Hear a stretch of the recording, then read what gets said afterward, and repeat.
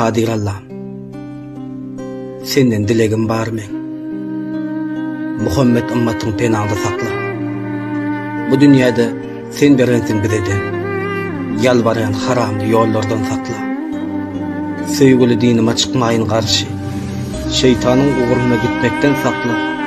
Sevip bu yalancının mülkü malını, imanını terk edip gezmekten sakla. Hak Allah, men sana çeksizdir sevgiyim. Cehennem odundan yanmaktan sakla. Parzlam öňümde bolup dur bergiyim, parzym bitirmän ölmekten sakla. Ahiret gününde kazanzam sevgiyim. Kabr azabyny çekmekten sakla. Dinim için şirin canım dedeyin, yoguz gazabını görmekten sakla. Sırat köprüsüne minen mahalım. Günälam arkamda bolmaktan sakla. İyeyin dünyada halal tapanım. Keyfi sapa sürüp ölmekten sakla.